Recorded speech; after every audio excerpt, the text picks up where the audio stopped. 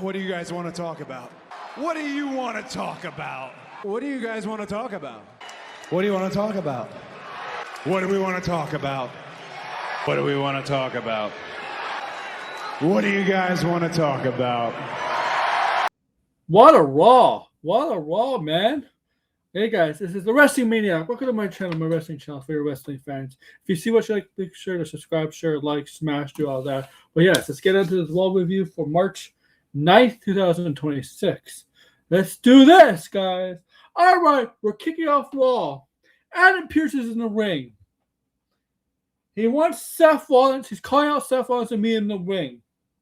Okay? Okay? Sorry, my phone. In the ring, okay? Once Seth Rollins in the ring. Okay? What happens is a masked man appears on the announce table. Then a bunch of masked men appear around the ring. They all get into the ring. Then the masked man disappears, except for one, the one that was on the announce table. That one revealed to be Seth Rollins. Adam Pearce tells Seth, he says, "Gotta stop, Seth. You're not cleared." He admits he doesn't like division. He's not a fan of division either. But it's not about division. It's about Seth's health. That you're not medically cleared to compete. Okay? And he's worried that if divisions get his hands on them, that Seth Rollins could be probably done, career ending. Division come out, well, Logan Paul and Austin Theory. Paul Heyman has been reported to be out indefinitely, okay? So when Pearce says that, division come out. Paul and they tell Seth Rollins that Pearce is right, man. We're gonna, they're planning to take him out. And they get in the ring. All the other masked men come in the ring. Seth Rollins puts his mask on. All the masked men come in the ring and they do this thing, to deceive the Logan Paul and Austin Theory so they can't attack Seth Rollins. And they all leave. What happens is LA Knight music hits. He goes after the Division. Obviously, the Division have the advantage. The Usos come out to help LA Knight. All right? LA Knight. Usos and LA Knight have a grudge against the Division, of course. Obviously.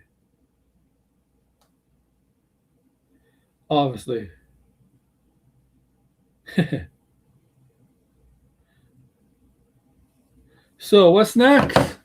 Next is a gauntlet match who determined the number one contender for AJ Lee's Intercontinental Championship. Gauntlet match. So Io Sky and Lyra Valkyria kicked it off. Lyra Valkyria, okay? Io Sky eliminates Lyra Valkyria. Okay? Raquel Rodriguez comes in. Okay, Io Sky, Raquel taking out Bailey, so it's up to Bailey, and there's Asuka comes in. So basically, the final is Bailey and Asuka,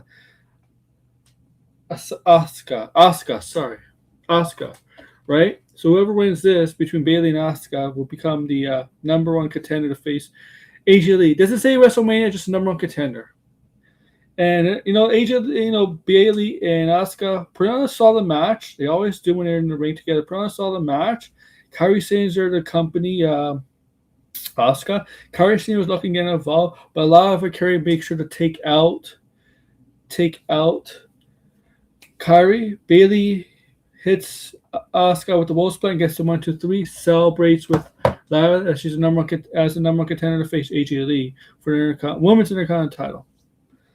What else is there? We got Danhausen. The real American El Grande has an Intercontinental title match against new champion Pentagon. But before that happens, backstage, Danhausen runs into real American Grande, okay? And they want, Danhausen wants to team up.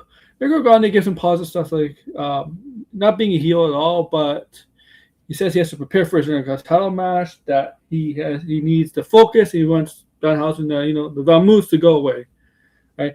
And Danhausen, you are cursed. You want to tell him you are cursed.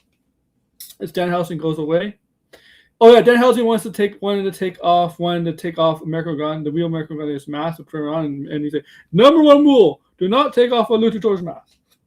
It gets cursed. So the curse is that the other one, henchmen are in the back. So I assume they did something because when Pentagon was cutting his promo, Pentagon was cutting a promo how happy he was to become Intercontinental Champion and what he planned to do. There was a defending champion, open challenge, stuff like that in front of the crowd. It's a mix of English and Spanish. You're supposed to face American El Grande, the real one, right? The Chad Gable version. But instead, we got the Luke Kaiser one version instead. I guess the curse strikes again. And good match, I guess. Good match. It's about he wins with the springboard Mexican destroyer. Gets a 1, 2, 3.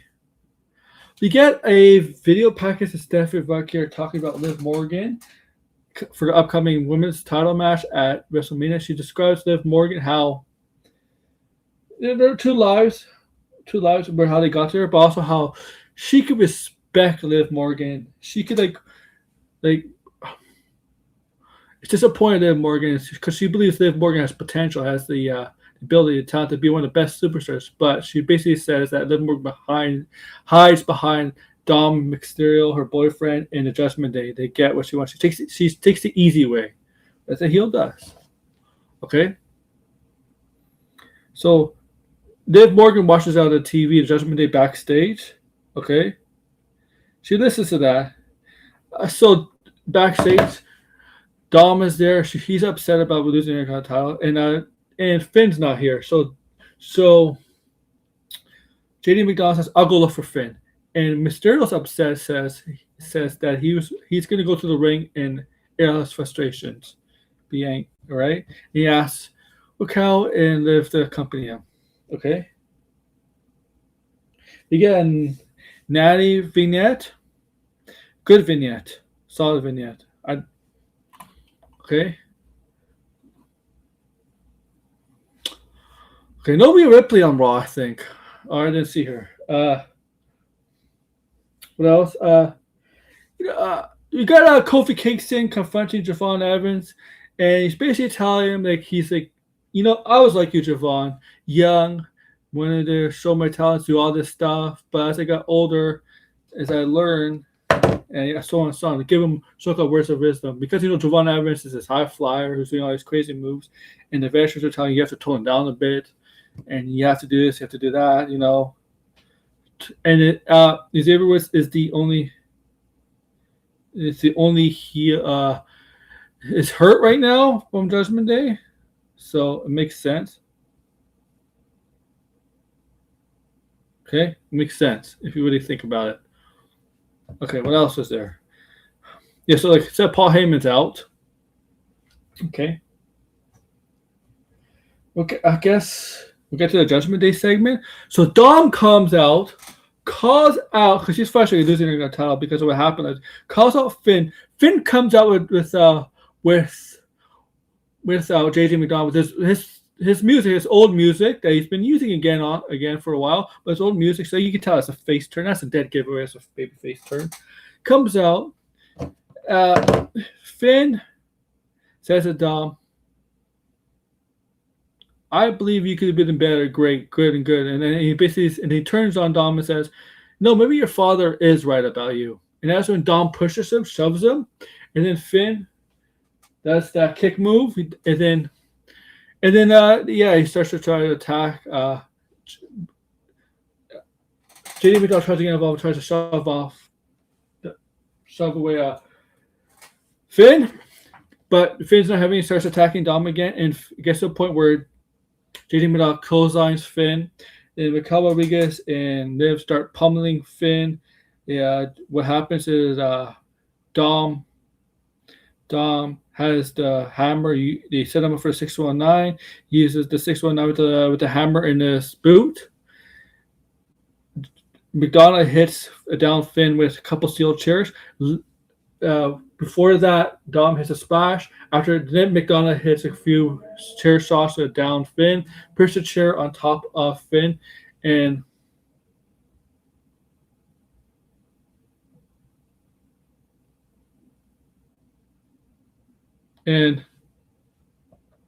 and smashed to Finn on the steel chair.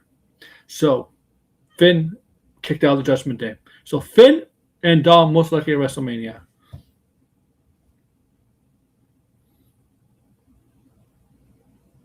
Okay? Most likely. All right. Next we got finally Obafemi versus Rusev. Now this match did not go long. Two big men beating the shit out of each other. This match did not go long. They mentioned Rusev's defeat of Johnny Gargano's past, not Rusev, Obafemi's past SmackDown. But this match, I mean, Rusev got the most damage on Obafemi ever since Obafemi got caught up on the main roster. Besides Royal Rumble won't count. But in the end, Obafemi got the win over Rusev as expected. And it was like a 5-6 minute match. Okay. Now with the Usos. Now the Usos made it perfectly clear that they were pissed. They were pissed with what Roman Reigns said about Roman Reigns' father, what CM Punk said about Roman Reigns' father last week. They were pissed, they're angry, and they planned to confront Punk. So Punk had the end of the show, the last segment was Punk talking to the crowd in Seattle, right? And he mentioned about Roman, right? About Roman and the heat he took for saying that about his father. But he mentions Roman, how the reason this title was created because Roman barely defended the Universal the title he had, the WWE Undisputed title, and kept winning wherever. And he calls Roman selfish, self-absorbed, which I mean, sure. Okay. So the Usos come out, and Jey Uso. Fans. Good afternoon, guys. Sorry about that. And Jey Uso comes out. It's my phone. Jey Uso comes out, where Jimmy and Usos come out, and Jey is, Jey has a what can I say? His self-control is less than Jimmy, right? He's not the one that's in control. And Jimmy, and so Jey Uso goes. He says, "You better apologize." Jimmy is to come on first and tells Roman, tells CM Punk why he needs to apologize. Apologize about his father, their uncle, because Roman's father is their uncle and stuff like that. And it's not really about Roman. To them, it's more about, because Jimmy said, and Punk is like, I understand, we're friends. I understand what your family has done for me. I need a place to live, a meal, gas money. They did all that for me. I respect your family, but there's always one man in your family, in your dynasty, that has no respect, and that's Roman Reigns. And Jimmy is like, this is not about Roman Reigns. And Punk then goes and tells, look, he basically says, I'm sorry. I'm sorry that Roman doesn't really care about you guys. And Roman, okay, he never thought about you guys. It's all about himself. He never really cares. It's all about Roman, his ego, and things like that. He never really truly cares about any of you. He's just using you. And this is something that's been described. In the past with the bloodline stuff. When Sami Zayn's been saying that too in the past, but it kind of worked. But and that pissed off the Usos, right? Okay. Got to a push, and they punched one of them, and they Jimmy, I believe, Jay might have punched Punk down on the mat because Punk got to them. Because Punk has a point, really. Punk has a point, because if you really look at it, Roman Reigns, despite him being a babyface, he's a selfish babyface. The only people he really truly cares about is pretends to care about the Usos. He doesn't care about the other babyface. He's just truly selfish babyface. Okay. He's apologized for the Sika, but he's not sorry for what he said about how Roman Reigns uses the Usos and people around him. This is getting interesting.